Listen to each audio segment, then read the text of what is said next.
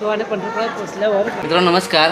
दरवर्षी मामा आश्विन वद्य एकादशीला पंढरपूरला वारीला येत होते आणि वारीला आल्यानंतर ते ज्या घरात थांबायचे त्या घरातच मी आता आहे. मामा इथं येत होते, इथं 2 दिवस वस्ती राहायचे, वारीला यायचे आणि इथून पुढे गेल्यानंतर महालक्ष्मी दर्शन, ज्योतिबा दर्शन आणि मुळे महाराजांच्याकडून मुळे महाराजांचं दर्शन घेऊन परत आदमापूरला यायचे. तर ही सगळी कथा, ही सगळी माहिती जी आहे ती आम्हाला प्रत्यक्ष सांगण्यासाठी इथं शंकर महाराज बडवे आणि ज्ञानेश्वर दत्तात्रय बडवे आहेत.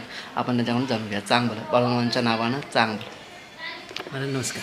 नमस्कार. नमस्कार. तर मामा इथं येत होते आश्विन वद्य एकादशीला.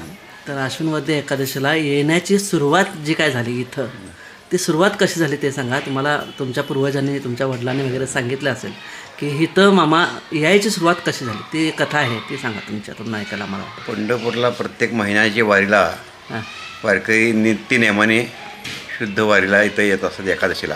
बरं. तर असाच एक वारकरी त्या गारगोटीजवळ गुंदीकुपी नावाचं एक गाव आहे. बरं तिथे एक जयराम पाटील नावाचे एक निष्ठावंत वारकरी, बरं. म्हणजे आमच्या लहानपणा जन्माच्या आधीपासून ते इथं येत होते. तुमच्या जन्माच्या आमच्या जन्माच्या आधीपासून बरं. ते जयराम पाटील नावाचे गुंदीकुपीचे हां वारकरी. तर त्यांच्याबरोबर मामा पंढरपूरला आले. बरं. त्यांच्या ओळखीने म्हणा किंवा काय त्यांच्याबरोबर आले पंढरपूरला. ते आमच्या जन्माच्या आधीपासूनच आले. बरं. हां.